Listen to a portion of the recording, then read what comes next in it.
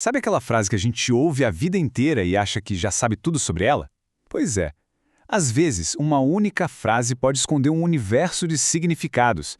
E é exatamente isso que a gente vai fazer aqui hoje. Pegar um verso bíblico super conhecido e desvendar as camadas de história, de teologia e de drama humano que estão ali, escondidinhas. Vamos mergulhar fundo nisso. Para a gente sentir o peso desse verso, primeiro a gente precisa se colocar na pele de José. Tenta imaginar a angústia. Ele é um cara bom, um homem justo, que está noivo, e de repente se vê numa situação que desafia toda a lógica, toda a lei da época e tudo o que ele entendia sobre o mundo. O conflito interno dele era gigantesco, né? De um lado, ele podia seguir a lei, o que significaria uma humilhação pública terrível para Maria.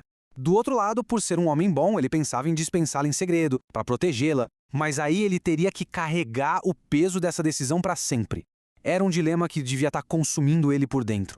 E é bem aí, no auge dessa angústia toda, que essa mensagem chega. Esse é o verso como a gente conhece, nosso ponto de partida. Mas para entender a força total do que foi dito, a gente precisa ir na fonte, na língua original em que foi escrito. Olha, a chave para destravar a riqueza dessa passagem está no grego koiné. As palavras usadas ali não foram por acaso, sabe? Cada uma foi escolhida a dedo para carregar um peso e um significado muito específicos. É quase como uma investigação de detetive linguístico. A gente vai focar em 4 termos que são cruciais. Pensa neles como se fossem as peças de um quebra-cabeça. Sozinhas, elas já são interessantes, mas quando a gente junta todas, elas revelam uma imagem completamente nova e muito, mas muito mais profunda. Vamos ver cada uma delas. A primeira peça do nosso quebra-cabeça descreve o estado de espírito de José. O texto diz que ele estava projetando ou pensando na situação. Só que a palavra grega original vai muito, muito além disso.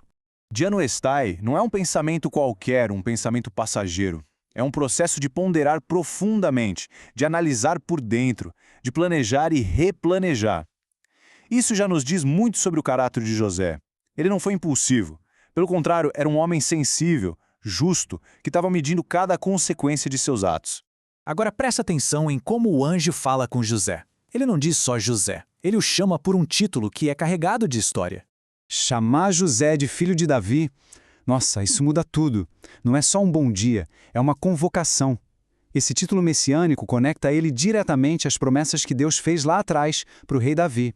De repente, o drama pessoal de José é colocado dentro de um plano divino que atravessa séculos de história. E aí vem a ordem divina. São só 2 palavrinhas, mas que ecoam por toda a história da fé. Não temas, é quase como uma senha divina na Bíblia, né? É a frase que aparece sempre que o céu está prestes a pedir algo extraordinário de um ser humano. É a garantia de que, por mais assustadora que a tarefa pareça, a pessoa não vai enfrentá-la sozinha. É a força para superar o medo da sociedade, o medo religioso, todo tipo de medo. E por fim, a grande revelação. A frase que resolve o dilema de José, que explica o inexplicável e que redefine completamente o futuro.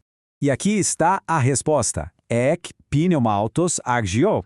A gravidez de Maria não é fruto de uma traição, mas sim de um milagre. Essa declaração direta, sem rodeios, estabelece um dos pilares centrais do cristianismo, a origem divina de Jesus, concebido pelo Espírito Santo.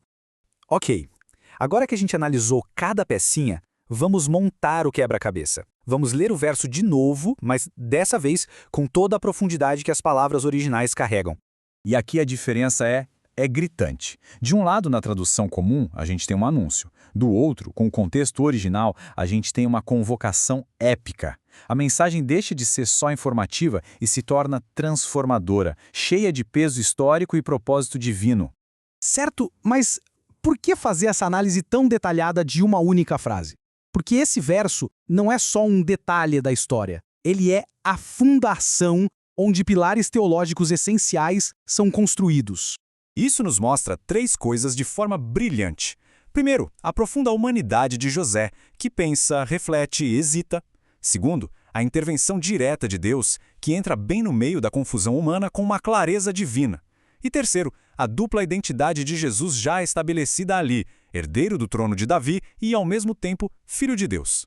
No fim das contas, a jornada de José, resumida nesse único momento, se torna uma lição poderosa sobre o que realmente significa ter fé.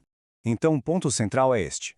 A história de José nos mostra que existem momentos em que a lógica humana e o medo simplesmente chegam ao seu limite. E é exatamente nesse ponto que a fé se torna um ato de confiança. Uma confiança radical na direção de Deus, mesmo quando o plano parece impossível de entender. E para fechar, fica essa conexão. Esse verso do profeta Isaías, escrito séculos antes, ecoa perfeitamente a mensagem do anjo a José. Não temas. É a promessa que sustenta toda a narrativa da salvação. É um lembrete de que o plano divino avança não porque não existe medo, mas sim por causa da presença de Deus. Isso nos faz pensar. Quantas outras profundezas estão por aí, só esperando para serem descobertas? Se a gente apenas olhar um pouquinho mais de perto,